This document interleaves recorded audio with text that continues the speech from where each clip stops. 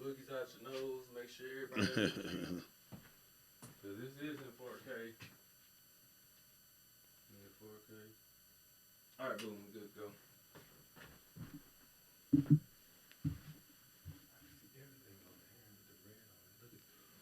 I ain't never sat on that side. On this side. Oh, just your side? Nah, I like this side. Actually. You was on that side last time. I know. No, I wasn't. Switch? Wait, no. We had the table the last time. We had the table, but you was on that side. Probably, but I ain't never sit on this side. This is my first time I think I ever sat on this side. Well, this switch. Nope.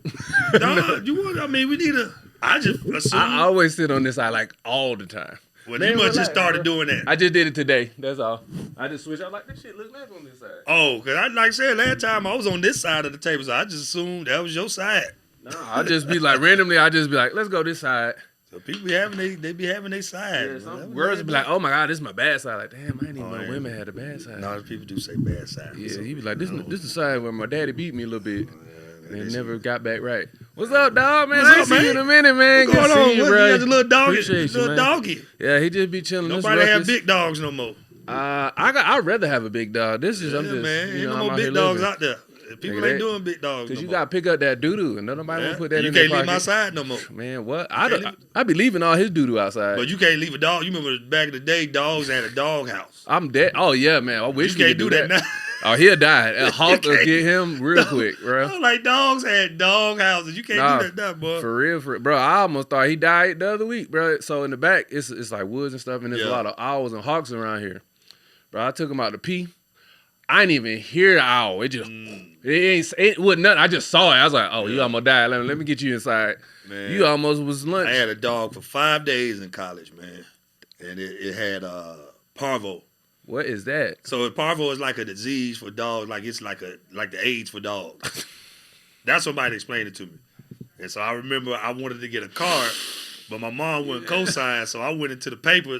You know, they used to have them books where they people be having ads. I forgot what they used to call it. I know, but it was like a book. But it was always had like you could buy a car, anything was for sale. And so I found a pit bull. Picked that pit bull up with AIDS, and that junk had parvo, man. And so I had this old school deacon telling me that he saved a lot of dogs from parvo. Man, he had me giving it. He said, "Yeah, man, get some olive oil, you know, like the anointed oil. Yep. Get some of that." Man. He said, "Pour that in them. Get some Pepto-Bismol." I was trying to do. You done killed the dog, right? He said he saved a lot of dogs. That dog came to my room one last time. He shook because he was losing weight. It tilted over like he shook and just fell.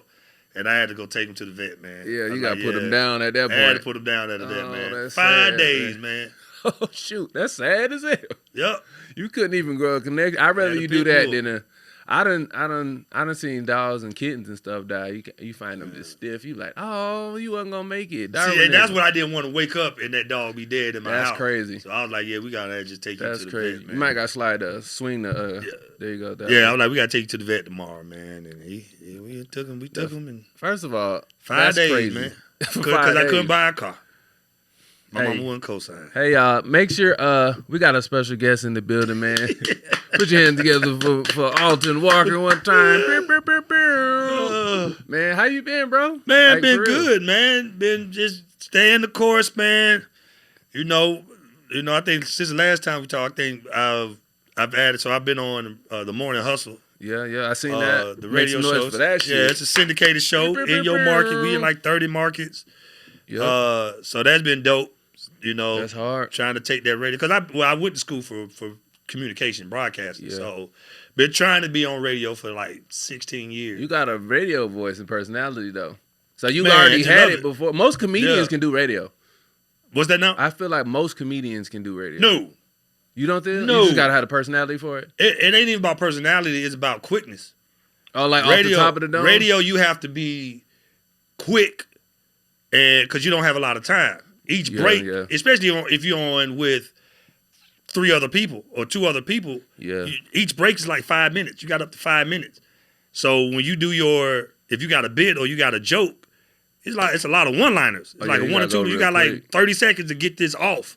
A lot of comedians can't do it. They don't come off funny. They tried it. That's why a lot of comedians ain't doing radio because they think, okay, I'm on radio and I got a lot of time to get this joke out, to set it up. No.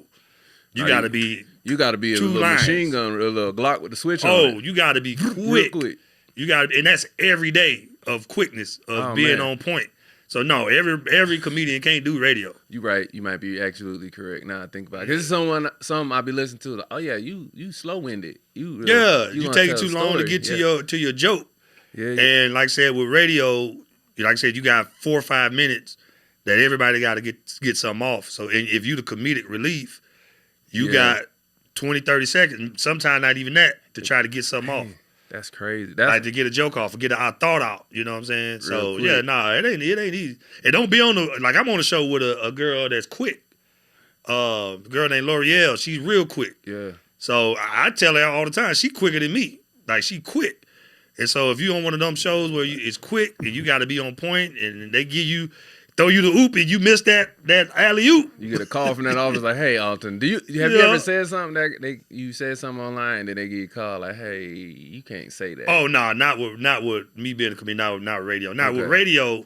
If I say something on radio, they may say something crazy, but not with me, man. And I try not to, You just got to monitor yourself. You got to know what to say, you know what not to say. Because some people be like, bro, you on radio would probably scare me.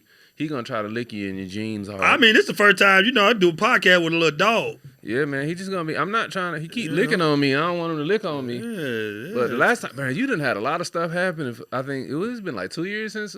Yeah, last time I was here, yeah, man. It looked way different. We had a few fire videos, I got. Stop. I met Kurt Franklin. That is and was nervous from that video.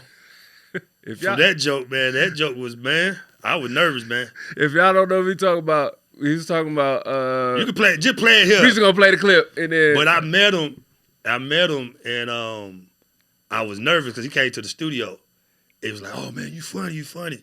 And he was like, man, he got this one joke of me online. And he told me the joke about it. Man, that's crazy. But he was like, oh no, man, it's cool, it's funny. I was like, and he invited me to the concert. Did you go? How was the concert? I know Kurt Franklin concert. Man, that family reunion concert was one of the best gospel concerts that you could ever attend. But Kurt know how to put on a show. Yeah. Gospel is about ministry, I get it, but you got to entertain. It is. It's a little bit of entertainment. You want to be, you want to be correct. And he came correct, man. Kurt Franklin doing his thing, man. I know his shirt be off and all that, but my mama called me about Kurt Franklin. His shirt, she was like, "Dex, what is Kurt Franklin doing?" Like, listen, what you see? He's like, he out here dancing. He ain't got his shirt on. I'm like, well, he prints for Jesus. If I get them muscles, my shirt about to be off. What? If I work out like that, Kurt Franklin is Prince for Jesus. Yeah, that's exactly what it is in my mind. Is he Kurt not? Franklin be up there. Yeah, I'm telling you, he prints for Jesus. Melody. Yeah. Man, Kurt Franklin be dancing, man. Ladies be passing the Kurt Franklin be, but that's his thing, man. If you don't like it, don't attend, Fact. But you can't knock it, man. Kurt Franklin has been at the top of the gospel game for years, man. I think he's trying to move on to some other stuff, though. I think he trying to get to producing. I seen him. He got a podcast. I seen him. He did somebody nice house. Kings and stuff like I don't know who house that is, but that house be looking nice as hell, and the food be catered. I wouldn't even be talking on the podcast. I was just sitting there eating. I had stuff in my beard the whole time. And I cut to me like, And shout out to Kurt, man. I love that guy, man. He done changed the game with gospel and everything. So people be talking crazy about him. I got nothing but love for that man. Man, shouts out to you, Kurt Franklin. Shouts out to also my OGs produced his documentary. He went on tour and they went to LA with him. So shouts out to him. Employing black businesses. I love it, Kurt, man. Keep doing it, man. Kurt know how to make this money, man. Man, he do. That's why I like him, because they be talking about this stuff with gospel. To me, man, I love gospel music. I came up in church. I came up with God, but I think the one thing that's gospel artists, the reason why I think they suffer with the financial part is because I don't think they are comfortable to say that they do it for money. But you gotta, if this is what you want to do, and if you feel like this is your calling, you gotta say, hey, put a price behind it. But they scared. It's like you scared as a gospel artist to say, hey, I do this for money, because you have to say I do it for God. You have to, because how else you gonna live? But they don't say it. You see what I'm saying? Look, I'd have been what? I can't wait for a gospel artist to say, look, I love God, but I spent this money in the studio to do this album to make money. It's a career. Yeah, it is. You know, it's maybe it's because there's a stigma behind it. Because everybody's like, you can't make money off of God. Basically. And it's like, but it's always been money made off of God. It's just never said out loud. Yeah, and it's always going to continue to be like that. It's all you can't say it out loud, but it's the reality. These gospel artists ain't doing it. I want to be careful how I say it. They doing it for the Lord, but they also doing it for a living. Yeah, they family there. And they got a wife. They man. They got everybody. They got whoever they got to pay for the studio. They got to do all. Come on, you ain't doing all that for free. That costs money. Even being in here costs money. Exactly. Just the fact that I just know how to use this. That's it. Yeah. I need somebody else to help. Yeah, I know. I used to be a Christian comedian, like straight up just Christian comedy. I started off Christian comedy. I know, and it'd be crazy. I'd be like, I forgot Alton was a Christian comedian. Yeah, I was Christian, and I stopped. Because it's like, does it put you in a pigeonhole type shit? It gives it. Yeah, it's a ceiling. Okay. Because anytime you put a title on anything, it's gonna be a ceiling. Because you have. What do you mean it's a ceiling? Like it stops you from going to other places, or just it stops you from reaching other groups of people. Okay, I got Anytime you put a title on something, it's going to be a group of people that ain't gonna rock with you. So if I say I'm a Christian comedian, there may be an atheist that likes my comedy, but if I'm a Christian comedian, he's not coming to a show. That's true. Because I'm a Christian comedian. He's like, I don't know if I need to go in there. You know what I'm saying? So it's like I'm trying to reach everybody. So, but I was doing Christian comedy, and I just like I'm not working as hard. Like I told this one lady one time because we was debating about money, and she was the first lady, and there was other comedians in there. I was like, I don't do comedy. This is when I stopped doing Christian comedy.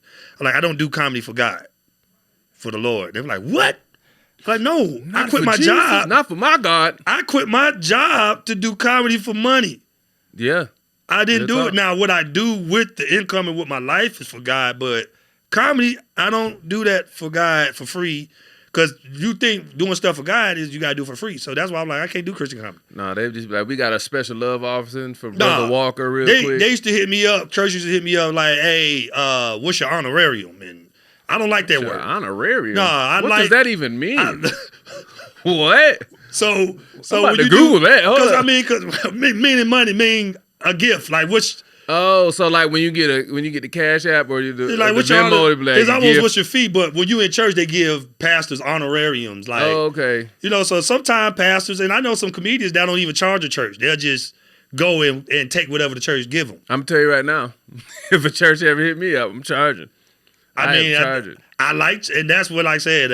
I was there. Love offering. Love offering, you know. And so I used to do that, and I'm like, I didn't quit my job to.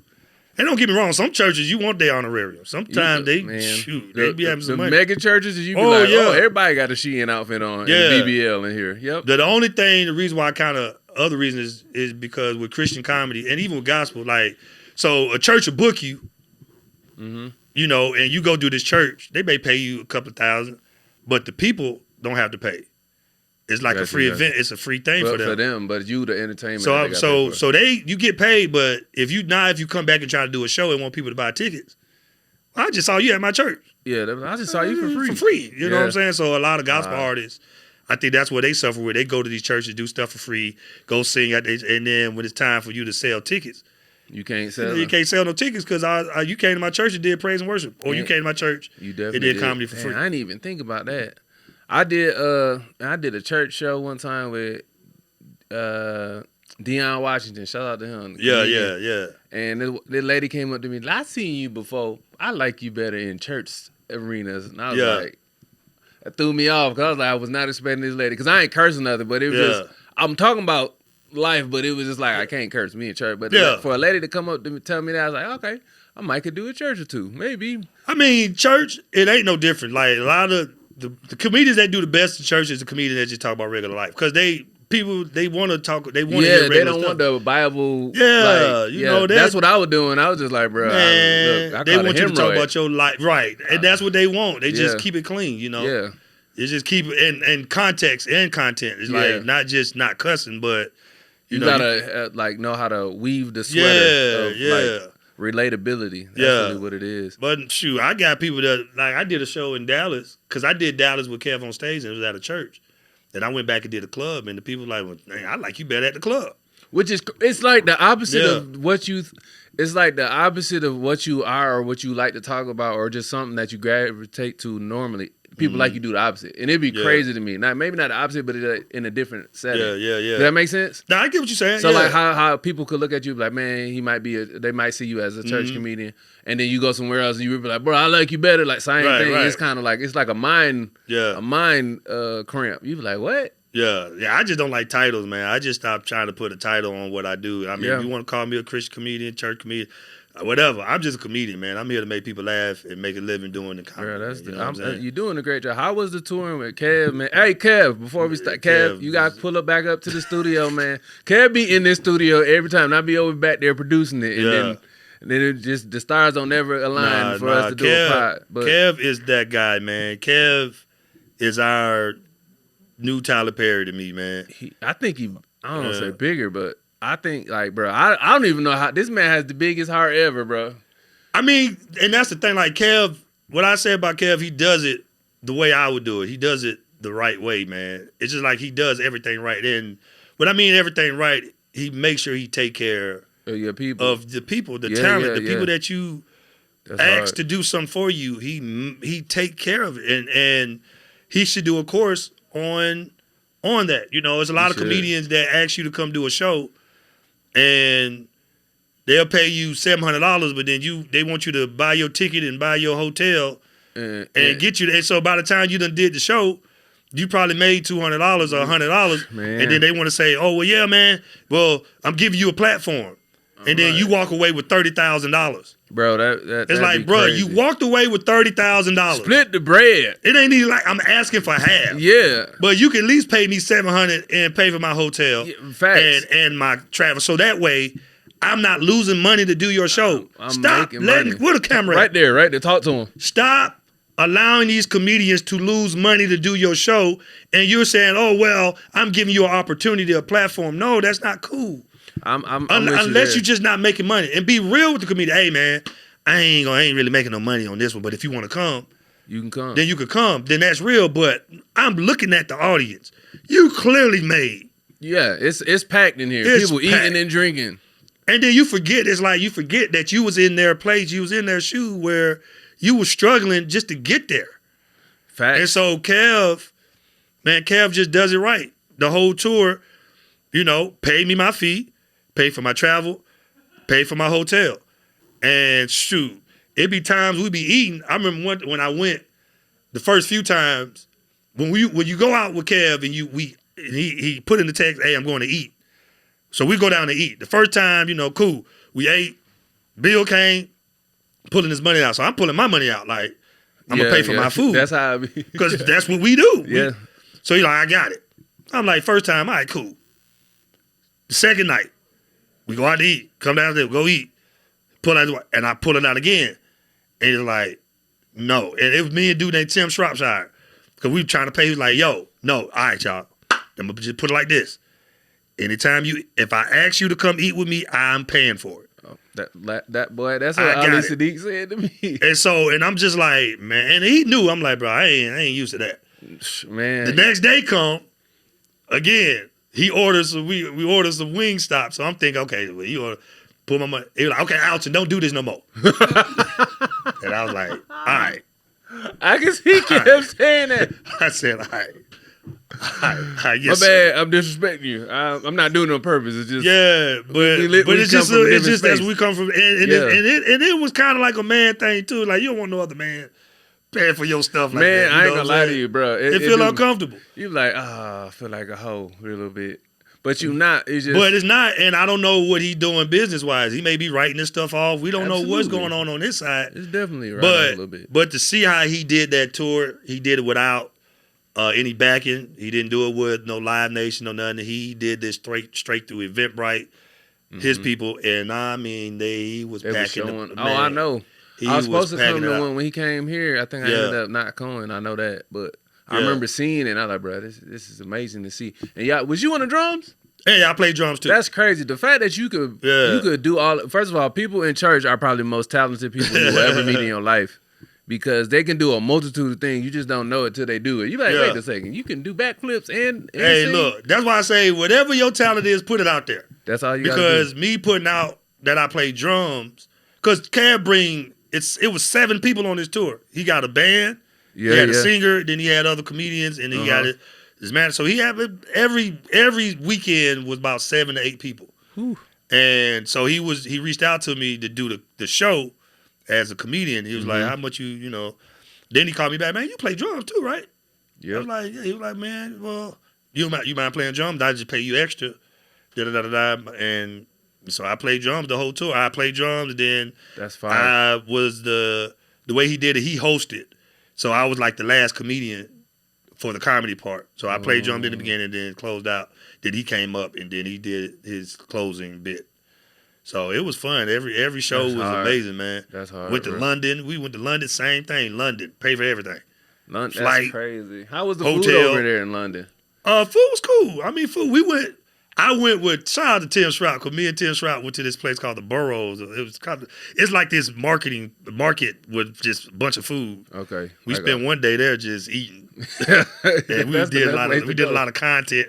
But it was, I mean, the food was straight. I mean, I didn't eat none of the regular, like, they had McDonald's and stuff like that. We didn't do none I'm of not that. going overseas to eat McDonald's. Even though they food better overseas, they use different, they care about their people overseas. Yeah, I would say eating in London, man, you leave, like, anytime I ate, I didn't feel heavy. Because they using real food. Yeah. You ain't got riboflavin in your spirit. Yeah, it was different. GMO and all of that. They use, like, bro, it's real different. Yeah. That's why, like, when people go overseas, like, bro, I eat Popeyes every day, and somebody look at you crazy, like, every day? Right. You ain't get sick. Like, nah, they care about their people. They ain't putting crazy stuff in the food. Yeah, but nah, it was cool, man. The show was dope. But Kev, like I said, man, he's doing it the right way.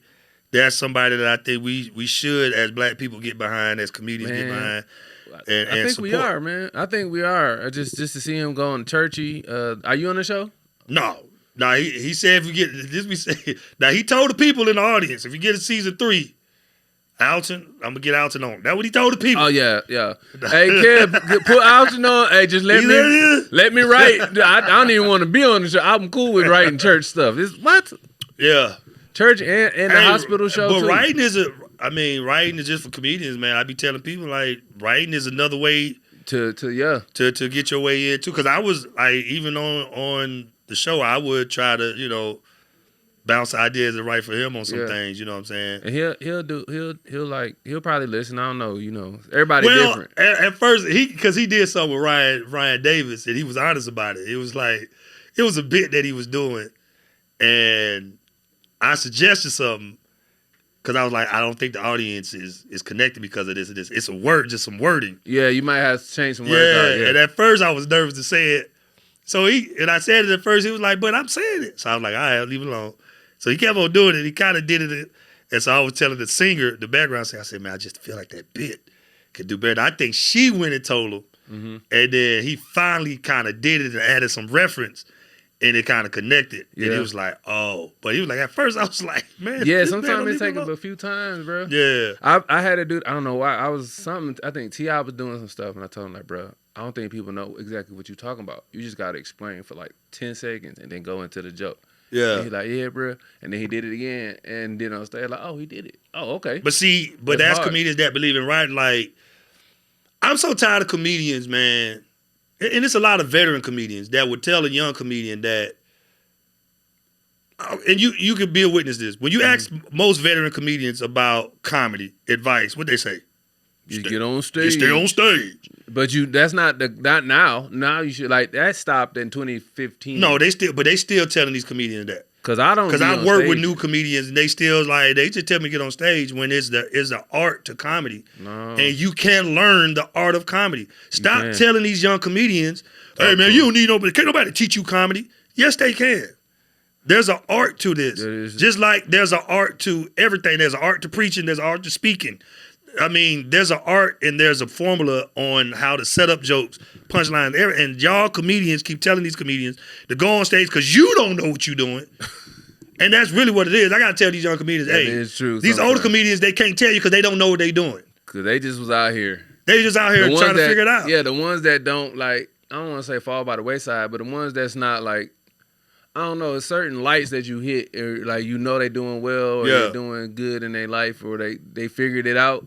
it's the ones that didn't figure it out that you be like, oh, you ain't figure it out. But there ain't nothing wrong with it. But there's ones that did figure it out that's very funny. They just don't know how to break down what they're doing. They just like, I just go out there and I go. Yeah, it's like, I just know this works. For me, yeah. But I can look at your set and I can tell you why it's working.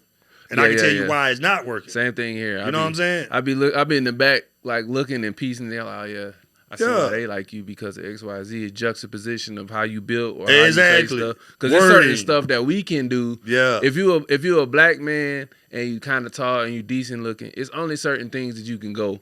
You can't talk about certain things. I had a white dude tell me the first thing, he's like, bro, you can't talk about fat people on stage because you're tall and you look like you in shape and they just gonna hate you. And I'm like, for real?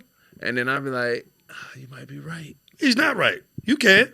But I was also a young comedian. But you can. Yeah, I know I can. But like now I do. But like back then I was like, damn, I can't talk about But you see how horrible that advice is? Yeah, like, that's terrible. Stupid advice. Because I was like, wait, so you mean so fat people can't talk about, well, like I'm lost. So people, because of how they look, they can't talk about certain things. Yeah. I'm like, that don't make sense. But I had just started, so I'm like, okay, whatever. Yeah, man, that judge be bothered when veteran comedians tell these young comedians like, you don't need no teacher. What they gonna teach you? Like, I can't teach funny, but I can teach you a formula on how to write a joke and how to set up. Ain't that right? Yeah. You do need somebody to guide you through this journey because it is a crazy unconventional journey that's like only the few, the proud, the Marine is called for these. And you got to really be like real smart about it with your money and everything. I always tell people like, bro, I live well below my means. Yeah. I was like, and I'll be straight. And I be hearing people like, yeah, I make $70K a year and I need more money. Like, how? What are you doing with your life? Hey, listen, I don't judge. I like, definitely be understanding how people can mismanage money. I get it, but like, if you got like a steady job or something and you've been making that all your life and like $70K every year, I'm like, what are you blowing your money on? It's easy, brother. I know it is, but because and sometimes, they never had to live how. But sometimes it ain't even necessarily about like blowing money. Like I made some bad investments. You know, when I was trying to trade. I was trying to trade stocks. How was that? That's like gambling, but professionally. But I mean, I know people that make just doing an Aristotle investment. You got a whole community. People making a lot of money in day trading. I just can't get it. I could never get it. Like, it'd be times where I make a lot of money, then the time I lose a lot of money because it's just. And he used to always say on there, like, creatives, y'all just horrible because y'all ain't got no discipline. But it is slick gambling because you don't know what the payout. But the discipline card comes at risk management. If you have good risk management skills. What does that even mean? So basically, the way they do trading is like, let's say you got $1,000 in your account, your trading account. I got $1,000. Risk management to them is you can only spend 20% of that in a trade. Okay, so $1,000, I'll only put $200 in this trade. Gotcha. Once I'm down, if I'm in $200, if that stock, if I'm down 20% of the $200, then I need to sell it. Okay, so if I'm down $40, sell it. That means it didn't go the way I needed to go. Sell the stock. I still got $800 where I can make that $40 back. Yeah, okay, I see what you're saying. Okay. You know what I'm saying?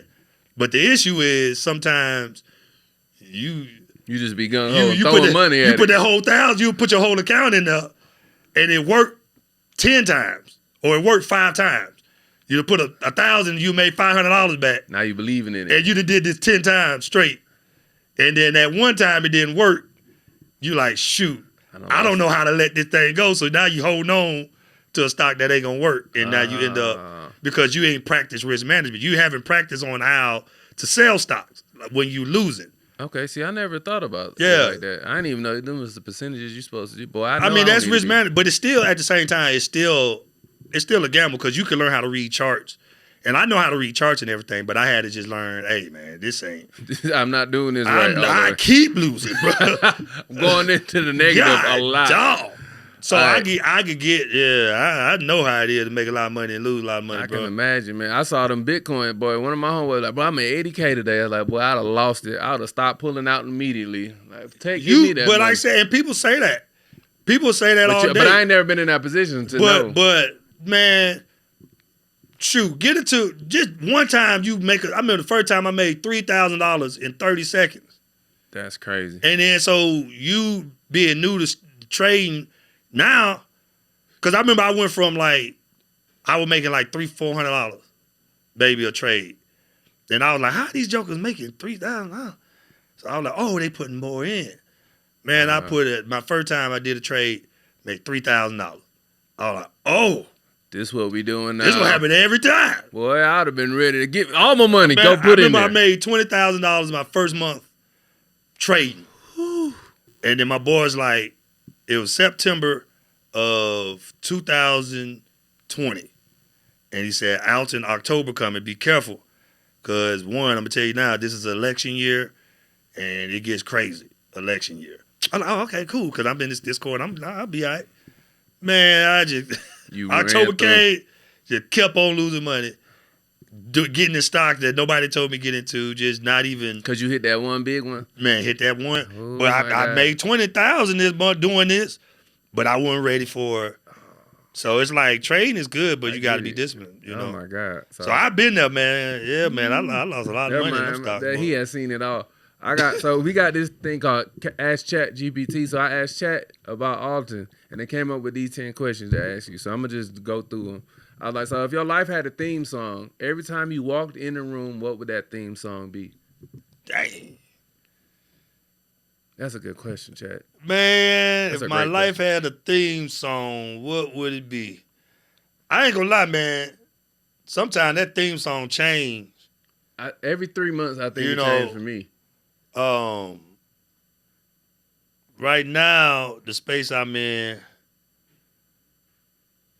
dang, man, what song, man? I'm trying to think what songs. Like, you got to talk about currently, like, how you feeling? Which ones? Dang. You really struggling over there. I'm going to come back to that one, man. That's a good one, man. All right, this is some random. This is some comic stuff that really happened. Like, all right, so you get done with the show, you go backstage, and a fan come up to you. What's the weirdest thing that like a fan had asked you, or the wildest thing that you can speak on? Because I know they get some of them people be crazy. And I mean, if I had people ask for money, I've had, man, yeah. That's one he can't talk about. I mean, I've had people like swingers. I have people. Time out. You had a couple come up to you, man. Yeah, asking for peen. Asking to be the swing and with his wife. Like, yeah. Wait, the man came up to you? Look. Wait, it's a lifestyle, brother. Time out. Like, how did they present that to you? It ain't like straight up gonna come at it, you know. But I believe that particular show. I think I had a joke about swinging. Oh, and they ain't just came, but it was like, you know, that's what you know. So I've had that. I've had people like ask for money. You know, swinging jokes and swingers coming up to you is crazy. I had some people. Don't act like you ain't had nothing offer like that. I had a white laughing skull. I kid you not. Yeah. They had on stage. You know how they let everybody out. You say thank you for coming and stuff. This lady and this man dapped me up and was like, I know you know where the drugs at, and gave me $50. I was like, no, I don't. Yeah. And I just walked away. I walked smooth away with that $50. I'm like, you got me fucked up. Yeah. If you think I'm finna. I think that was the crazy thing. I mean, if his wife was fine, I probably would have thought about it. Oh, she was a 4. She wouldn't hit no nothing. Yeah, you can't be hitting a wife that's a 3. You like, why did you marry this It would lady? at least been a little bit attempted if his wife was fine. Yeah, I ain't gonna lie to you. Hey, swinging couples, don't come over here if your wife look like if us. Wife was fine. If your wife not fine, like, well, you know, okay. Well, are you gonna be in the room? Yeah. How you gonna be in the room? Are you gonna be watching it from a video? Like, what's going on? I ain't gonna lie, man. I've been a freak about it, but I ain't never been into I never been into like train and all that. Yeah, train is almost I ain't never been into any of that. Like, too many of us in the place with the big T-shirt underneath our chin like this. I ain't never been into stuff like that. Yeah, it stink. It smell like Axe body spray here. Yeah. But yeah, that made me crazy. This is a crazy question. If you were stranded on a desert island with only one comedian, dead or alive, for company, who would you pick? If I was stranded, dead or alive, who do you pick? I'm gonna go with Eddie, man. Eddie Murphy? Yeah. Is that one of your comedy goats? Or like just somebody that you put in? I mean, I respect Eddie because when I look at comedy, man, it's more than funny to me, man. It's just the body of work that he put out. Okay. And for this man, like Eddie can be gone for years and still live a good life. Like for you to be at a place where you don't have to do comedy or put out a movie if you don't want to. Or be on social media or be nothing. on like that's the piece I want. Yeah. Eddie Murphy has the piece, and I don't know him personally, but I just know as far as working, Eddie Murphy can chill and just be like I think I saw an interview. He was like, "Yeah, I was gone for 7 years. Just decided I just want to make a movie." It's like, yo, that's amazing. First of all, come on now. And movies cost millions of dollars. M as in millions. Lots of zeros. That's the piece. I like what Kevin Hart doing, but yeah, Kev be working a lot. Kevin working, you know. Kev, we love you, man. Just go ahead and just executively produce stuff and collect them checks. Yeah, man. it's like Kev, and maybe he's gonna get, and maybe he'll get, because Eddie Murphy was there too, though. Eddie Murphy was a workaholic where he was going hard too, so I can't knock it. But Eddie Murphy, if I could sit and pick his brain on how to get it done, and you know, and next would be Kevin Hart. I just like the way he I think he's they're doing opening things. up a Heartbeat here in Atlanta. Yeah, I don't know, bro. What's crazy is I don't know if you noticed. This is something I've been watching because I've been, we on the internet all the time. Is there a lot of Atlanta lingo in the internet, or are we just stuck in the Atlanta algorithm? What you mean? Like everything anybody does in Atlanta is blown out of proportion. Like everything. I mean, Atlanta is running. People and I think that it runs the internet. I think Atlanta running the internet. I wish because I really America. Because I had this debate in Dallas, and I'm like, in our field of entertainment, you cannot make it without having to have something to do with Atlanta. Absolutely. You have to come to Atlanta. You have to. So, or you're going to have to work with someone in Atlanta in the entertainment business. And then you're going to realize why. And then when you work with them, you're going to realize why Atlanta is Atlanta. Because you be like, oh, this real. Like Atlanta is. It's real. I think Atlanta right now is controlling the culture. We are definitely controlling. In the entertainment. It was Hollywood. It was L.A. It's not that no more. It's not that no more. Atlanta is really. It started during COVID, I want to say. I feel like it was before then. It was an undercurrent. We always like the side bitch. Yeah. Everybody say Atlanta the side bitch to Hollywood. Yeah. But I'd be like, nah, it's just that we control, like black people control what's going on in Atlanta. Not nobody else telling us what to do like in other places. Yeah. Did that make any sense? It's facts, man. I mean, like I said, we had a whole debate about it in Dallas. Shout out to Dallas, not knocking no other city. But like, we know the truth. We right now, Atlanta is killing it. And I don't understand some people hate for Atlanta. It don't make sense. It's unwarranted. I think it's because they can't. Be authentic like we are. Because like we be really going through, like as far as entertainment, it's like a battleground that you go through, like a LA Fitness with weighted vests. And then when you start doing shows outside of the city, you kind of look like, hey man, we was over prepared. Yeah, and it's just like anybody. If you hate Atlanta, that means you was around the wrong people. Facts. I tell everybody that come down, I can't do Atlanta. It's a lot of this. It's a lot of scam. No, you around the wrong people. You want to go and hang out with the people that go out every weekend to the hookah lounge, and you want to do these, have these TikTok experiences. That's what they want to do. These brunches. Yeah, with the green wall and the neon sign. It's a lot of money to be made in Atlanta if you get around the right people, and it's a lot of people in Atlanta that support, and it's true, genuine support. Yeah, and you know what I'm saying? Y'all got to start coming here and getting y'all guidelines from Instagram and TikTok. Yeah, like, I don't know. Atlanta people don't do none of I don't know what's going on. I don't even go to brunch or none of that. I'm like, oh, that's cute. Yeah, I can see it. I see the line for the big backs. Like I can see it.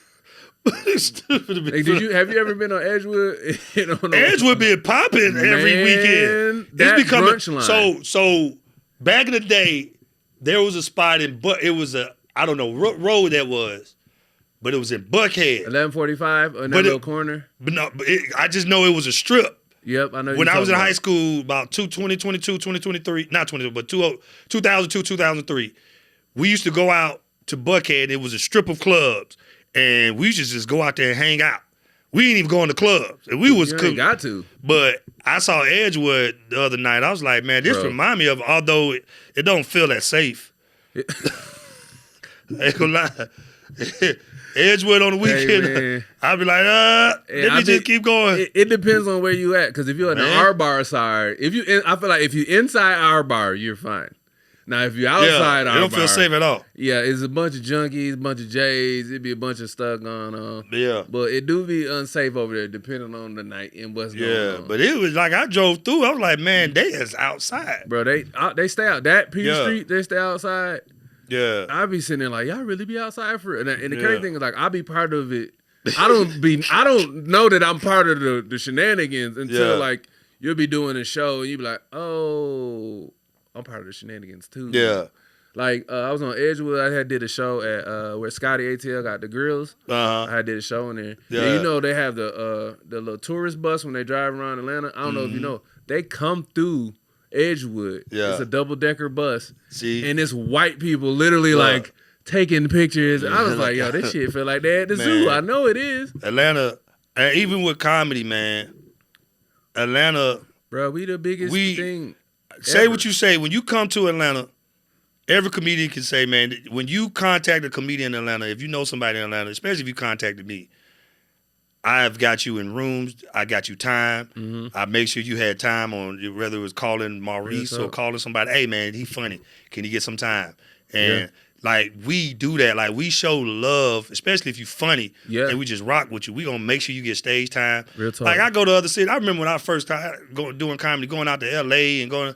Man, with nobody doing that. Like I remember I go out to L.A. and it'll be people like, hit me up when you get out here. And then you hit them up and then man, nowhere to be found. Crickets. And come to find out, I learned that, like my homegirl, she was like, man, it ain't that they don't want to answer the phone. They just, the stage you want to get on, they fighting to get on. I'm like, then why they can't just say that? Yeah. But they want to act like they got support. Because they in LA. It's a facade. That's the one thing about Atlanta. Like, ain't no real facade. Nah, like, man. If you really do that, you gonna see that person everywhere. Yeah. Like, I be seeing New Face. That's how I know I'm doing decent in life, when I see New Face everywhere. I be like, New Face be everywhere. Now, if I see him a lot, I'm living life right. But it's dope to see Atlanta, because it's like, even with Drewski, fucking, well, we was just at Desi. Yeah. Selling out Fox Theater. Yeah. Like, that's crazy. That's all Georgia in Atlanta. And them the two, like, that's crazy. And that's not even the rest of Atlanta, like the 85 South. That's not the poor mind. That's not even the modern culture reminding them. And the stuff that they doing for other Atlanta comedians, I just ain't seen it.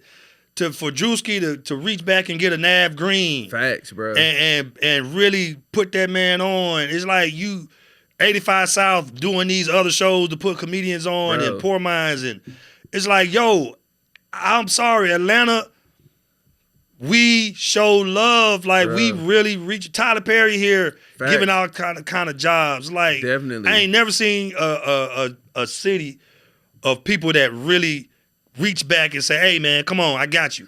Come on, I got you. Yeah. Come on. And I just ain't seen it. It may be going on in other cities. Maybe Chicago. I want to say Chicago, I see a lot of it. Is another one. Yeah. But not, we talking about, entertainment. But yeah, I'm talking about entertainment. Okay, you know, that you can actually, Chicago, like, you can actually I don't know how it is in New York. I'm sure it's like that in New York too, but it's just, I don't know. It don't have the same prestige as Atlanta, because it's like, when I leave this city and I go elsewhere, everybody like they say Atlanta. They don't even know who on the ballot. They say they from Atlanta. Like, we going. Yeah. Like, you can hear it. It's before you even get the state out. Yeah. They know it's going to be a good time. I'm sorry, and I'm from here, but I'm just like Atlanta. Everybody asks me if you had to move in any other city. I'm like, I wouldn't. I would never leave. This Atlanta, you can get anything. With a phone call or a text message, bro. Any company, anything you want to build, you can do it. Facts. If you want to have a toothpick company, it'll be the most successful toothpick company. You know how many brunches they'll buy your toothpicks. So you make dark skin toothpicks? You pull up and say, I got toothpicks for your brunch. How much you want? Yep, facts. It should be crazy, man. I be thinking because we live here that we biased, but then when I be traveling and I go abroad, I kind of be like, yeah, oh man, we really are this shit. Like you don't know because you doing it, you working it every day, but you are somebody's dream. Yeah, like you are literally living somebody's dream who want to do this for real. Yeah, and it's to you. You like, nigga, I gotta wake up at 5 a.m. Yeah, I gotta go to work. But that's yeah. That's just you living somebody's dream. You are, and sometimes I have to. You gotta tell yourself that. I gotta tell myself because, sometimes I feel like I'm not at the place I want to be yet. Mm-hmm. But, sometimes I'm recently realizing that, man. Like, bro, man, I'm blessed, man. You know what I'm saying? Yeah, man. Like I'm in positions that people again will dream about, and sometimes we don't appreciate what's in front of us because we busy wanting something else, and it's like, man, it might not be for you, and it may be, but to get there, you got to take advantage of this right now, like the present position I'm in will get me there, but I'm so far over there where I'm like, dang, I'm missing the stuff in front of me. Yeah. That's how I think we all like that. But I've as of recently, I just been like excited about the things that I'm presently doing and try to give that my best every time I got to do something. Shout out to 85 South. I got 5 on it. It should be out on the app by now, man. We produced 30 comedians in Atlanta. We gave them time. See what I'm saying? 30 comedians. Come on, man. 30, bro. Come on, man. And we shot it all at Peter Street Station. Come on, man. Black owned. Will you do your open mic every Thursday? I do. That's where I told them to go. When they hit me like, bro, where do you think we can go? Like, I got Peter Street. All we gotta do is book the place and we can do it. They came and that's a good room, especially when it's packed and it's tight and it's intimate. Mm-hmm. Yeah, man. And it's like, oh yeah, you don't gotta fight nobody. Yeah. It's a bar right there. Like the community already have massaged the community into knowing like, yo, it's Thursday night. You know what time it is. It's comedy night. Come in there. And the community pulled up, like the city pulled up, enjoyed themselves, man. It's real dope. Like we killing Country Wayne. Bro. Come on. How many employees he got in Atlanta? Speaking of him, man. I had shouts out to Dalen too. That's on there too. Dalen had a spinoff of some shows, and I was helping them shoot it with him, Ronnie, and K-Dub. And they was at a mall. They was at a food court, and they was the security guards.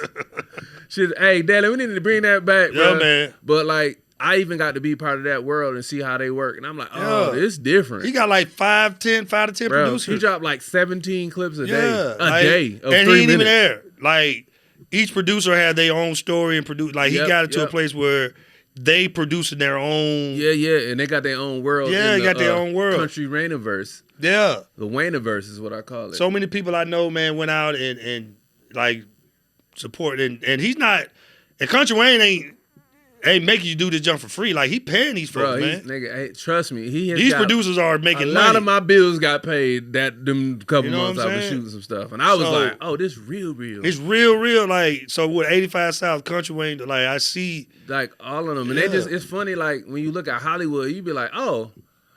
They finna start coming here, bro, and start. It ain't even finna. They already here, but it's just funny to see it. It's like ain't nobody filming in L.A. Yeah, nobody. First of all, nobody. That's too expensive. I don't understand why they be hiking. I get it. It's L.A. You hiking the prices up. But they probably about to change that now. They definitely about. Hello. What's up, bro? You here, bro? No, I ain't there yet. All right.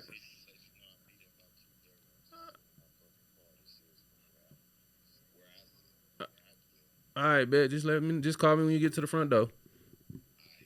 All right, appreciate you. Now, I'm gonna tell you what I would like to see in Atlanta. Okay. I would like to see all them boys work together, though.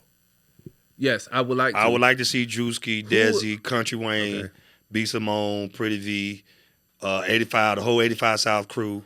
Mm-hmm. Who else? Shoot, just them alone. I'm like that's all of Atlanta.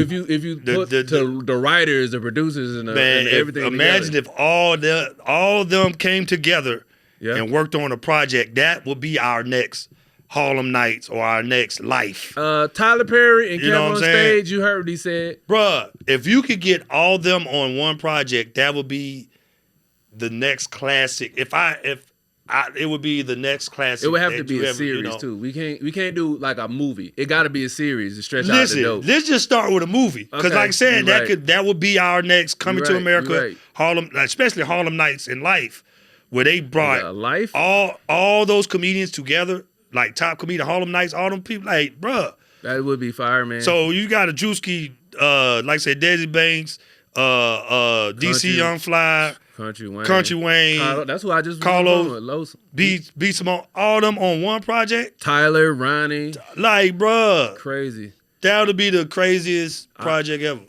First of all, that premiere would be ridiculous. Man. Though we would have to have that at a stadium. Dude. We would have to. That would be the best. There would be no other place. It don't even care what project it is. It don't matter. It's just like, who coming? Put on your good clothes. What? But I would love to see a movie to be, like I said, closer to our next Harlem Nights or our next life. I'm with you with this generation of comedians. Cause I like, and I love to be a part of it. Yeah, what? Cause we already part of it. Cause it's like we already part of it. We cut from the cloth of it. Cause when we leave, every time you leave Atlanta to do a comedy show or do something, you had that it's like a fraternity. Everybody, the cadence, you could just tell an Atlanta comedian compared to everybody else. Cause it's just a different. It's more energy. It's a little more raw. Yeah. And when I say a little more raw, it don't have to be cussing. It's just like they're gonna talk about whatever they want to. They don't care about the crowd, who it is. We done bombed at some places that you would never want to tell jokes at. And for us to be put in front of a crowd that's listening, this is cakewalk, man. We eating pudding up here. Oh yeah. Yeah. Nah, Atlanta, I mean, we all know Atlanta comedy ain't easy. It's a lot of comedians who hate Atlanta. and some comedians have told you that they hate Atlanta. And you be like, I understand why, but it's like, well, that's because you conditioned yourself to be over there, which is okay. But don't be mad because we don't fuck with it or the people don't fuck with it. Yeah, Atlanta's just a different breed. I tell every comedian that do Atlanta is spoiled. It's a lot of entertainment here. Ain't it? There's a lot of good entertainment here. And Atlanta, to a comedian that comes to Atlanta, try to do comedy, they see lack of confidence. Oh, we see it immediately. And so an audience, when they see lack of confidence, they gonna eat you alive. You start getting... They gonna be on their phone. It's gonna be silent. It's gonna be quiet. And it ain't got nothing to do with your jokes. It's just sometimes your confidence. Sometimes your jokes. This is what you telling us? Boo. Yeah. Now, if you go to Trap City Cafe, you will probably get booed. Oh, they still booing it out there? I ain't seen a booing crowd in a minute. Remo Spot definitely will boo you a little bit. The spot, man, Remo boy, that if you need character as a comedian, go. It will build your character for real, boy. Go to the spot, DASPOT. The spot. And just go look. You don't even got to go on stage. You're gonna be like, oh, this is different. Let me tell you, if you go to the spot or any other, and you think you gonna do your set straight up, throw that away, man. But it build character, man. Yeah. Like I think you gotta do all those rooms so it can build your character. You learn how to do crowd work, mainstream. You know how to do crowd work and put it in, like mix it into your joke where it feel like you came up with the joke on the spot. It just builds your character, man. Facts. Now I ain't gonna lie, I don't do them all the time now in the space I'm in. Cause you don't got, you've done it though. Like because I remember the first time I saw you was the first time I saw Wellington. Boy, we was telling jokes at the little back room at the bowling alley. Yeah, oh yeah. That was the first time when I first started doing comedy club. And I was like, bro, we had a bowling alley in the back room. Why are we here telling jokes? Man. And like it's just stuff like that. You be like a Dugan's. You gotta do them all, especially when you first started. Bro, department store. I don't know if you ever did a department store. All the drug dealers in that bitch. Man, I've done. We done them all. Woo-hoo. But now I'm at a place that's just like, man, I ain't gonna. I need to listen because I'm working on material. Like I need to listen to crowd. You know, I do them if they call me. I just to see if I still got it. But you still because it'll wake up something in your spirit. You be like, man, wait a minute. This is what we're not doing tonight. You're not finna disrespect. So I still do them. Man. I still do them rooms, man. I still do them bars and lounges. The lounges be the worst because at a certain point you like, man, fuck if y'all laughing out. I don't care no more. I give zero fucks. Everybody get this smoke right now. And to me, like I said, it depends on what it is. Like if it's a paying show, then I know I gotta give them. But if it's an open mic, man, please, I'm bombing. I'm bombing. Like I'm here to bomb. I'm here to work out a set. I remember 4 years ago, I was like, man, you know what? I'm here to bomb. Cause dude, I used to do open mics trying to kill open mics. You be like, what's the point? Like, why am I trying to kill open mics? No need and I ain't got no new jokes. Yep. Because I'm just trying to kill the open same ones. Yeah. That's where I'm at. I'm at like shedding of old stuff, like to doing new stuff now. As far as like material, because I've been having a lot of life stuff been happening. Yeah. People done died and like man, you how I'm growing feeling up. and shit. And it's like me and my mama relationship and women and shit be crazy. You just be like, oh, I gotta talk about all this stuff. Yeah. And it's like people don't know. We live in life as we making these jokes. Yeah, like, yeah. It could have just happened and 2 we days take it to ago. the stage. Yeah. And then we gonna talk about it on stage. It might not be funny the first time. Because we're trying to figure out how to figure it out. evoke the emotion. But when it come out, ooh, boy. Yeah. Because, boy, me talking about getting my spirit hurt on stage, man, going through a divorce, man. Yeah. It took me 4 years to talk about that on stage. Yeah. I thought it took so long. And I'm like, it's about to be beautiful. You keep building on it, try to figure it out. Yep. But if you out here trying to kill and you just like, nah, I'm going to put that to the side. Facts. You never going to figure it out. Now, I do believe, like, if you're a new comedian, get out there and kill for the first couple of years. So, because at the end of the day, you want respect from other comedians. Facts, big facts. You want the respect, like, okay, that dude funny. So that way, when they see you working and bombing, they're like, oh, but I know what he's doing. Working and bombing. Because I'm going to tell you, a dude that I'm encouraged by that encouraged me to stop doing that is LeVar Walker. Like, LeVar Walker would go up there and die to work on new material. On purpose. And once I started seeing them do that, I'm like, I need to stop showcasing every time. Oh, man. LeVar is one of the ones that he tell you, like, I'm finna go up here and bomb. And I got to figure this out. And he'll go up and he not necessarily bombing, but he just doing whatever he wants to do. If they laugh, I've seen an audience say, it was a girl, he was talking about something. And the girl said, because it was quiet. He had us cringing. The girl said, can you go to another subject? He said, no. And he stayed in that joint. Oh, LeVar is and crazy, it was respect. Bro. But I'm like, I know when he figured this out, it's going to be a beautiful bit. Facts. But when do we get an opportunity to figure it out if we go just showcase? That's why you see some Atlanta comedians doing the same set and it's 20 years later. Bro, that shit be burning me. I like, bro, you don't want to talk about nothing else in your life that happened? Especially open mic. Yeah, you be like, you still doing that hot 12, huh? Yeah. That shit is crazy. I can't never. My mind was like, never do that. Like, Cat, I understand Cat, you feel like you got to but it's showcase. Still a free show. But it's an open mic, man. It is. And some comedians, I'm like, Maurice know who's funny, and he knows who's up there. Okay, he's working his joke. Maurice been around a long time. Yeah. So he know, okay, this is a new joke he working on. You know what I'm saying? But, and I say mix it. Go out there, do a killer joke. And then throw your and then new do stuff work these new material, Facts. man. You know what I'm saying? That's how I be at this point of everything. But other than that, like how do you stay balanced with like your work and life and everything? Man, I be just waking up and going, bro. That's all I can do. Well, I ain't gonna lie, man. On the whole spiritual note, man, I was doing that too, and waking up every day, trying to figure stuff out, frustrated, always busy, always moving. Yeah, and stuff wasn't moving the way I wanted. So now I'm to a point now, like I'm really trying to be on that seeking God and doing it the right way. Cause I ain't gonna lie, these last 5 years, I've been kind of doing it my way, mixed with a little God way. But I've been trying to do it. In like, hey, you forgot about me. But I've been doing it, and it's been great. Like I ain't gonna lie, the career been great, but my posture of it and my position of it ain't been right. So now I'm just like, I mean, this just happened. So you asked this question like, and I'm talking about 2 weeks. Yeah. Like of just trying to do it the right way. You know, sometimes you don't spend time with family like you should. Bro, that's where I stay with my family all the time. You know what I'm saying? It's like that's a thing. That's a thing. That's a part of your life. And a part of your blessing too. Yeah, like man. People be thinking, oh, well, I'm doing this for my family. I ain't got time for them. Nah. You can make time.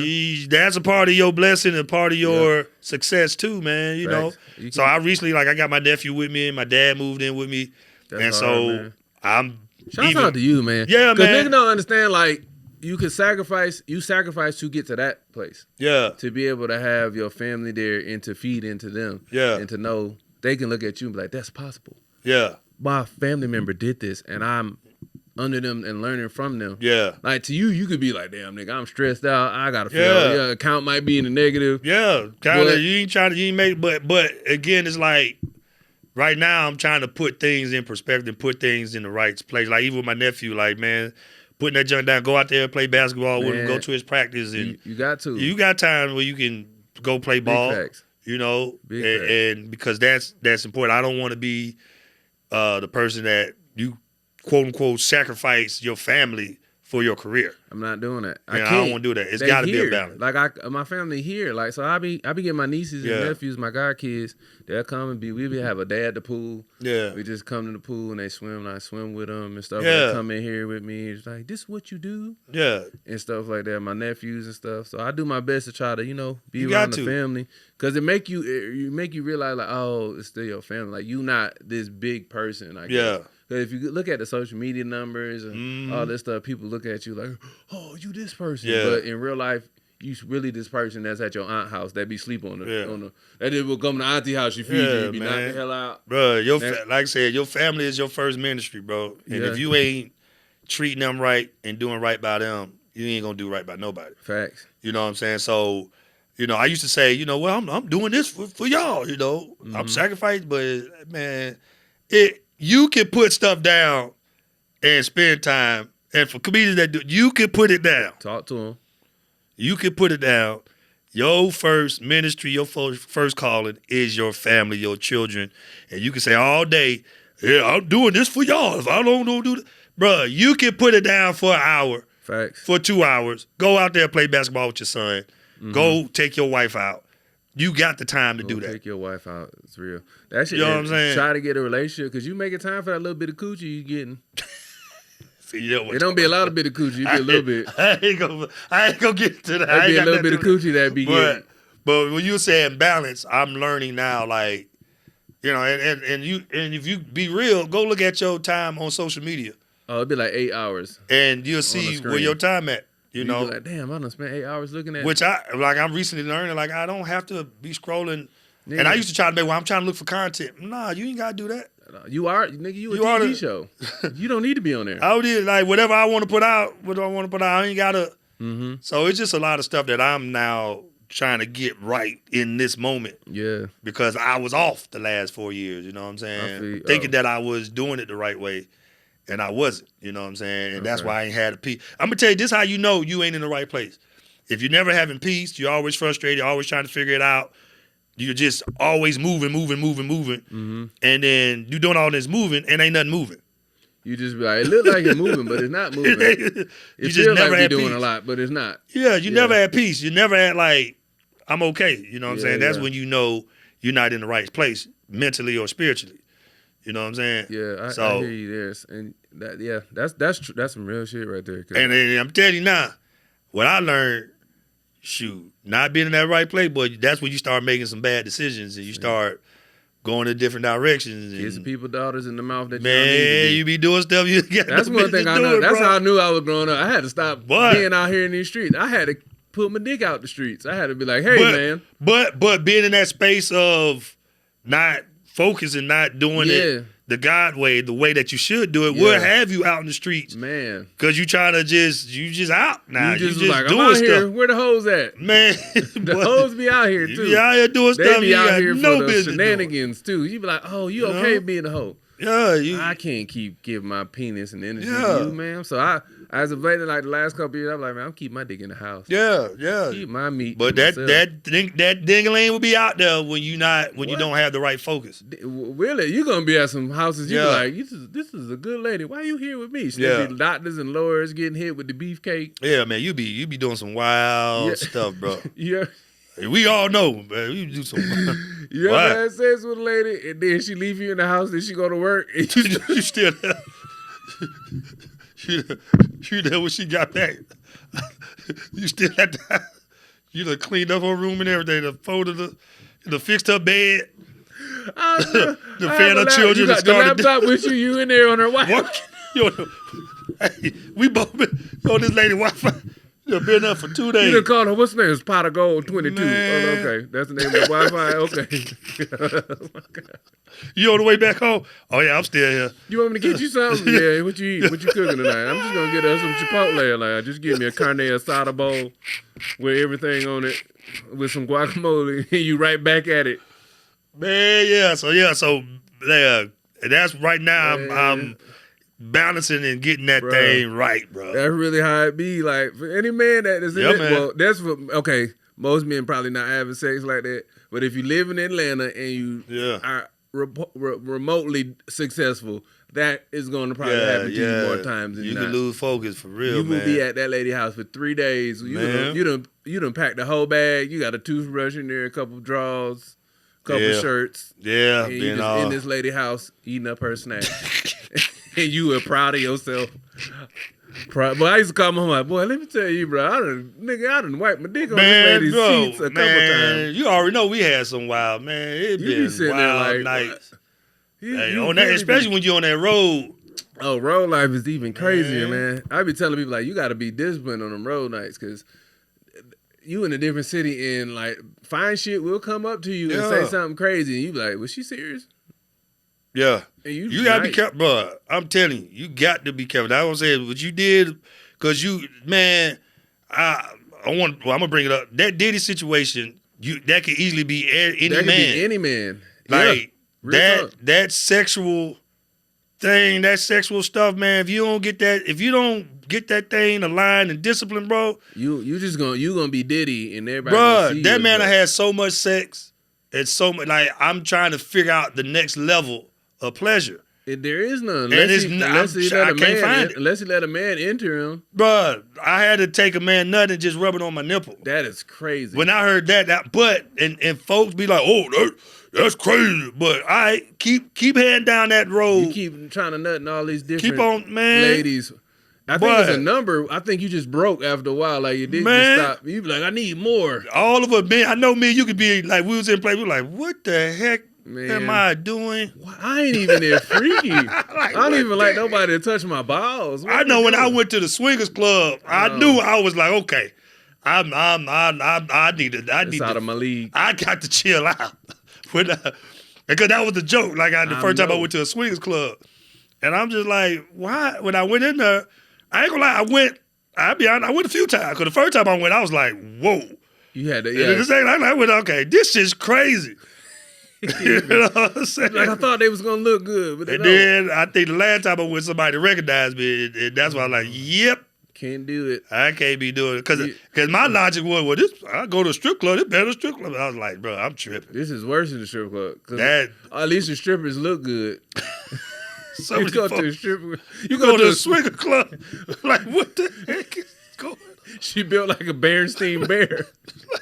You be like, you want to have sex with me? And then the women that are fine, they with a man and they looking for another couple. So they ain't looking for those single dude. Man. Yeah. So you out there just in the wind. You getting 3s and 4s through that shit, bro. If you don't get that junkie play, boy, you gonna be seeking some wild soul. That's why I'm like, bro, I'm serious, man. We live in a wild entertainment. So like I said, that junk can go, all that stuff. Entertainment to take you places you don't. Like, I done tell jokes in strip clubs. 95% of people look at you crazy when you tell them that. That junk real. You be like, no, that was just for the night. This was my office. KOD right here. The lady walked by. Would you like you gotta think about it. If Diddy would have invited any one of us to a party, you know, at the time you don't know what's going on, you gonna go to a Diddy party. Absolutely, I'm gonna go because you know what I'm saying? It's gonna be hoes, right? And did you thinking that, and then mess around if your mindset, if you freaky and you still like, you would have got caught up in one of those parties. And people be talking about, I ain't there. Man, they got a video you getting ate out by a man named Jeffrey. Man, it's people and celebrities that probably was quiet that was there that did experience different stuff at those parties. Oh, no, his niggas done got ate out by a lady. Got fingers in the butt stuff. Like, I'm not that freaky. I remember it was somebody told me they used to do a thing in Hollywood called the blackout party or something like that. What the hell? That's where it's just like when the lights go off, you go whoever beside you. It used to be stuff like that. So I need to see if it's real titties. Man, they said this black when that lights go off, you can't see nothing. Whoever beside you, that's how they used to, you know. God. And then they turn the lights on. Oh shit, it's a Henry. Man, please. So that's why I'm like, bro, get yourself disciplined and get right, because you could easily be a Diddy. I mean, hopefully you don't go that far. Now, like I said, hopefully you don't put damage on other people. What I'm just saying, but the lifestyle, you know what I'm saying? And it's people Hollywood still doing their lifestyle. They still be having them parties. That boy be wilding. That shit is crazy. First of all, I wouldn't know what to do. Like, that's just so much. Just because now you got to worry about if you're sick the next day. Man, but we all know what that lustful spirit do to you, boy. Lust will get you gotta get your life together with that lust. Cause that thing strong, boy. Especially if you gotta think about if you popular, you got clout, you got money. Yeah. You on this cloud, like you know how it felt when you got on stage, and then don't let you get a check for 5 bands or something. Yeah. You can't tell you shit that night. Man. You doing all the wrong for the right reasons. Yeah. Imagine that's your life for 20 years, bro. You get any access to anything you want. A lot of people couldn't even make it 20 years like this. Did. I was looking at what Charlie Sheen said. What is it? Charlie Sheen. Charlie Sheen was talking about how much coke he eats. Man, look. That man was like, he got some. They said the dude, when they had to pay the coke dealer to make his coke, like to make it less. Oh my God. So he said, Charlie said, I was smoking it, wouldn't do it. So I was like, well, I figured I just need to stop. Damn. That's what you know you did today. He got to start tying off. Like Charlie in here like. Charlie put this stuff out here. Like, these cats are putting it out here so y'all won't go down that road. You can't, because people be thinking that, like, I always hear people that talk about, like, bro, you, like, mostly women will try to project what they think we be going through. You probably got hoes. I'm like, no, it's not like that. Now, if you want to have hoes, you can have hoes. Yeah. But it's just, at a certain point, it's just, what is the point of us doing all this? What's the why are we missing? Because that's a lot of dudes that never had hoes in their life, and then they get on stage, and comedy is like their outfit. Now they outlet. Now they now they got access to bad hoes, and they always not been the dude that got girls in their life. Right. So now he trying to overdo it because of when he was younger. He didn't get that, Yeah, and it's like, you like, bro, you don't got to do all of that. I'm so glad I was early. I got it all out. I started early, bro. I jumped off the porch immediately. But I know if I ain't careful, boy, that junk will creep up on you. It do, because don't let her be thick and new and bad a little bit. You're like, oh, I ain't never had one of these. Yeah, it'll creep, boy. I wonder what one in this where, baby. But that's where baby mamas come from. Yeah, man. Man, I be trying to stay up out of there. Shoot. Pull out and pray is what I be saying. That's how I lived all my life. I done pull out and pray. Well, I always pull out and pray. I tell niggas, be like, how you doing? Like, what you been up to? Like, just pulling out and praying. Pulling out and praying. That's all I'm doing. That's all I can do in life. Yeah, because last time you said you you had sex with a woman with leprosy or something like that. Oh, lupus. Lupus. Yeah, I remember that. That was some fire. Leprosy is a whole. Yeah, I was about to say, who haven't... niggas is catching biblical diseases from women. I caught leprosy last week, fucking around this girl, a little 5 points. Girl with leprosy. First of all, that got to stink. It got to stink. Leprosy. Leprosy coochie got to be. I don't know who got leprosy now. Like, you got to go to Jerusalem to go get some leprosy. But yeah, man. But shoot, you'll do it. Lupus hitting though. Lupus coochie fire. Yeah, that's last time you said you was doing a lot. That was a minute. That was 2 or 3 years. So you said you got I stopped doing that. Now I was on blow up mattress coochie right around that time. Yeah, you were wilding out there. Impoverished vagina. Yeah, I feel you. Them blow up mattresses that got headboards on them. Yeah, I feel you. Yeah. I had to get my life over to Christ. Like, nigga, I got to stop doing this. Because why do you have a cup holder in your bed that's a blow up mattress? Hey, man. But well, like I said, this success is if you successful, you just funny in comedy, man. You gotta be careful. Man, and they'll slide up in your DMs and just send you titties just because. Yeah, you get that. Yeah, Shout out to lady that just send random titties just because they bored at the house. Their husband ain't paying attention to titties, so they need to send them elsewhere digitally. But there's a lot of, you can't tell, man. My first threesome I messed up came from a club. Damn. My first ever, I was about to have a threesome. It was at Atlanta Comedy Theater. The girl, she saw me a few times, and so she was like, hey, this is the night. Okay. But, so I could hurry up and get home, and she called me trying to figure out how to get to my house. I gave her the address, but she's like, hey, I got my friend with me, though. can she come over? You down for a threesome? Or I'm, because she live all the way in McDonough. And I live in, I'm on the east side of Atlanta. So she probably about 45 minutes away. She's like, if I go take her home, why you coming back? I'm like, no, I can do a threesome. Never had a threesome before in my life. They came over. I got the candles lit. I got slow jams going. Nobody told me threesome etiquette. So I got the slow jams going. They walk in, she like, oh, okay. You got the slow jams and candles. I'm being romantic in a threesome. You was really being romantic. Bruh. So she frustrated trying to get herself in the mood because she couldn't, for some reason, she had a hard time finding my house. So I don't know what else was going on. So she frustrated. So I got my shirt off. I'm ready. Her friend, which I really didn't want to mess with, but she already ready. It's always the one that you don't want. Like, yuck. That dick dude. What I'm going to do. She got a Dizzy Gillespie voice. Dude. So while she get ready, I'm like, man, can you hurry up? I'll reach over. I come over. And I kissed the girl on the forehead. I gave her a forehead kiss. And so the girl was like, she saw it. And I'm just like, yeah. Like, and so I started trying to rub. She hit my hand. I'm like, yo, what's wrong with you? Well, you done kissed that broad on the forehead. Won't y'all do y'all? You take her home. I'm like, whoa. I thought we all supposed to just be kissing, Kissing and rubbing. And she was like mad. So now I thought she was mad because I thought she was going to try to go somewhere else because the comedian that was there that I ain't going to say his name, text her about something. So I thought, she was going, like he was about to pay her. Oh, God. But that wasn't the case. Like they were really mad because I went back to another show that I knew they were going to and they went together. They was like separate seats, separate.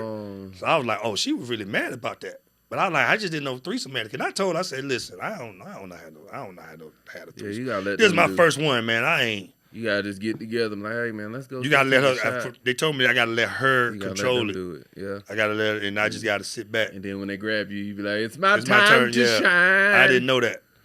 I was raised church, so I ain't no. You just being respectful. Like, you want some water? Man, y'all was trying to be romantic. Y'all good? I got candles lit. I ain't never. Key sweat, slow jam. You was about for to make a threesome, bro. I'm about to make love in a threesome. You supposed to put on some ratchet. You gotta put on. I gotta put music. On ski yeet. Yeah, you gotta put on a ski mask, and you gotta go up and through there like it's OnlyFans. I gotta put on Future. Well, you ain't get no gas station pill for you, bruh. Nah, I ain't never. I would have went up and through. I would have got a black. I wouldn't need them. I just needed to get to that point, but I messed that up with a forehead kiss. I did that jump, bro. I did that jump so smooth. Oh, too. no. She was sitting right on the edge of my bed. The girl was laying right here. I'm laying back. I said,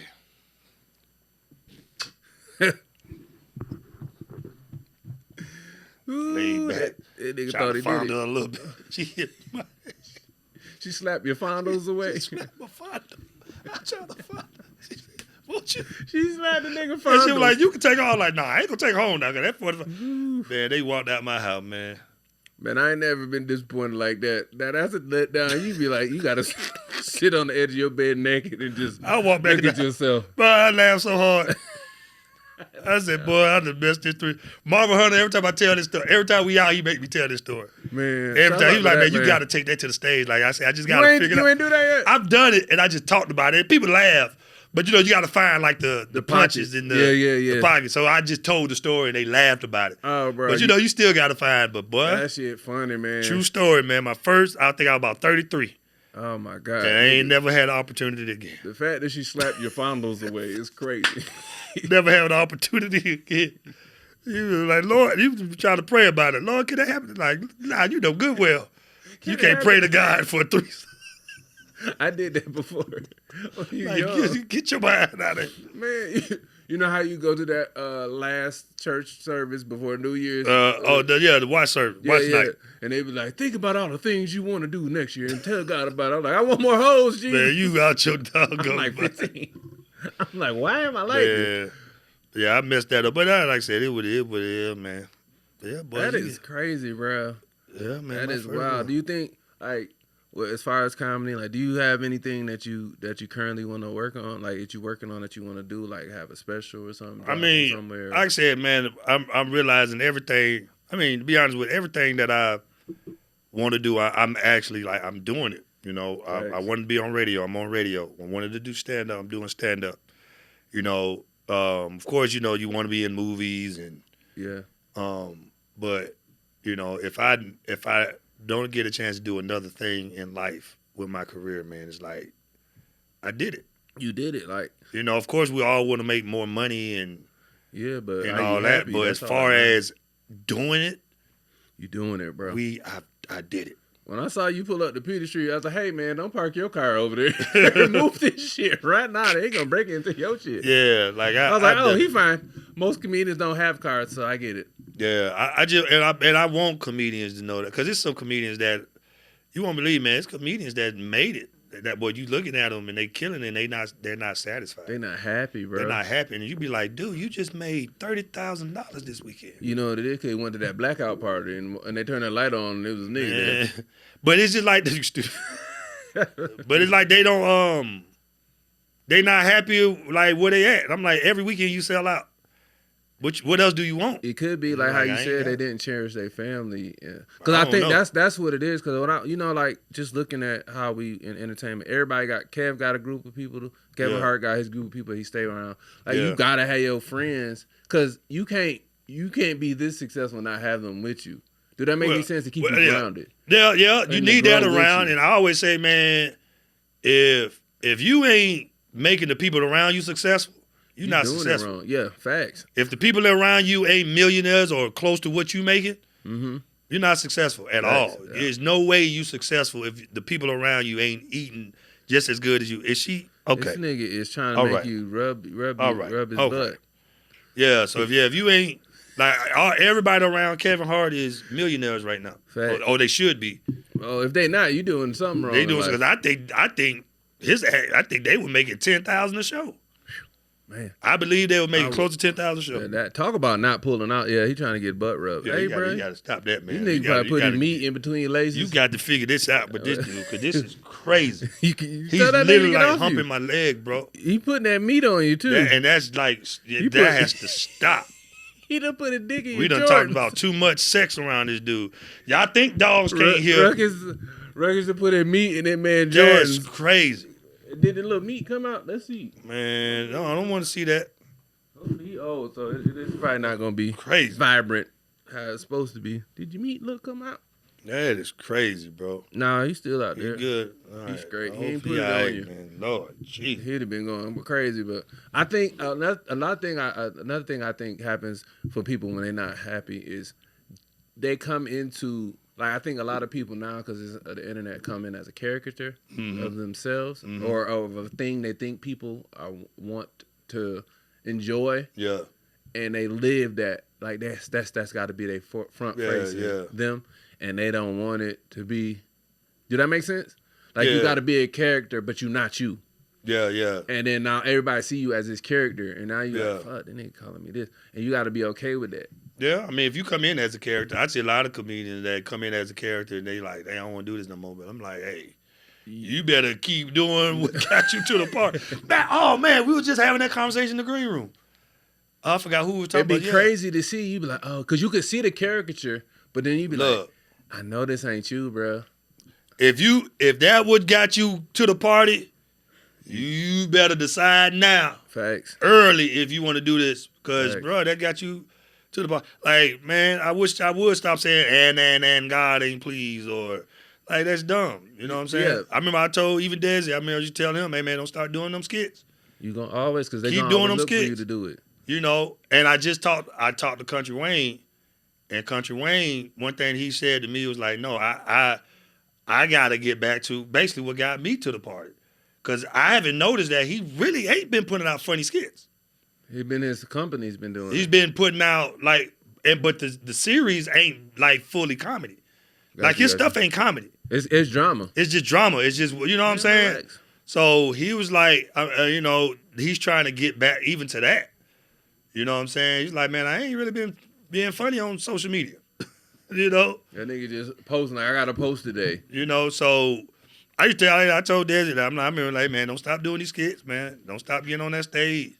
Do what got you invited. Yeah. Don't stop doing what got you invited. Like, I can't, like, you can't stop with, Unless what got you invited is you know, illegal, maybe. Unless you was out here selling that boy. Yeah, let me be careful with saying that, because it may be a prostitute be like, you know what, he right.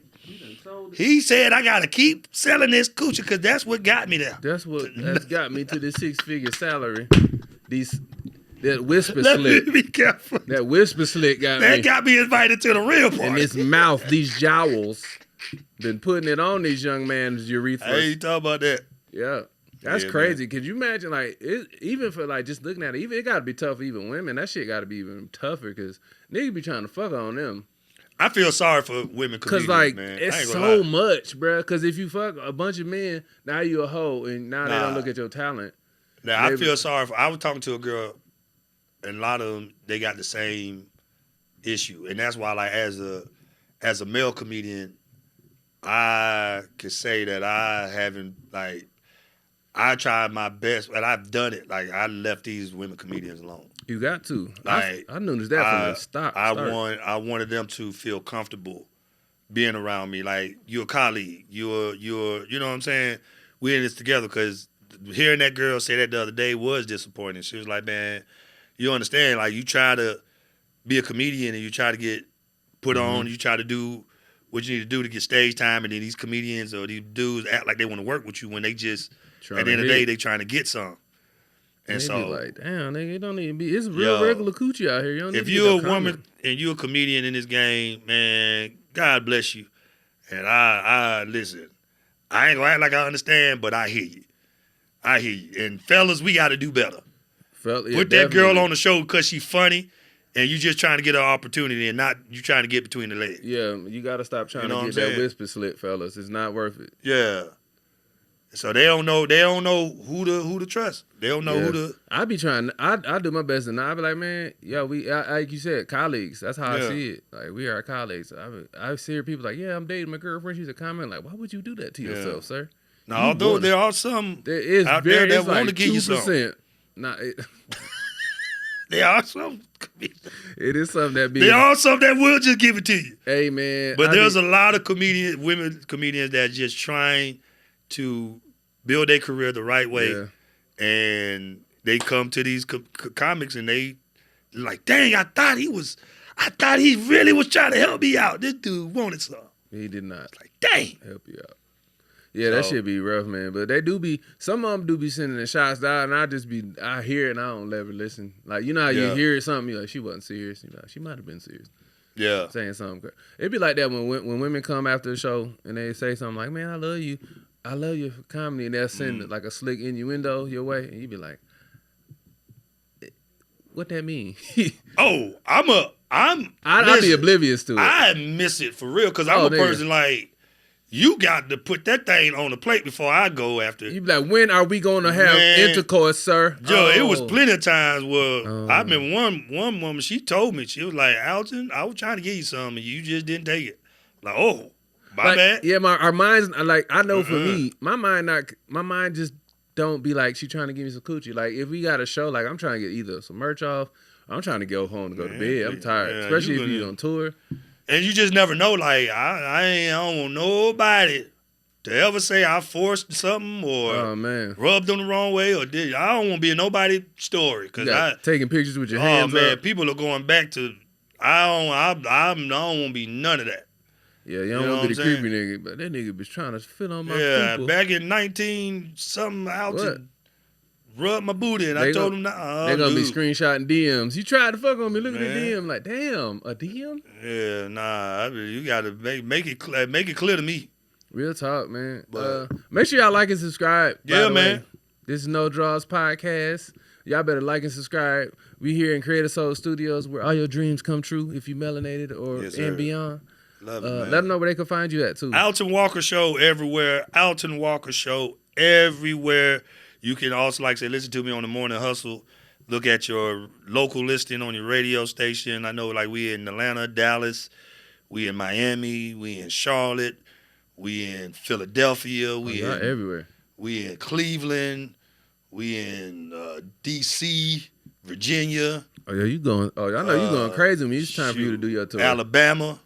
Yeah, we in a lot of markets, man. So we trying to keep growing it, man. So hey, we thank y'all for tuning in. This has been a great one, man. I appreciate you, bro. He came straight off work. I know I'm getting into his nap time, man. Oh, no, you good, man.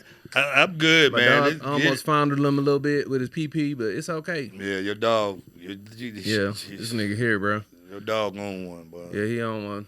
But appreciate you, bro. Man, appreciate you, cool, bro. Man. Yes, sir. Oh, yeah.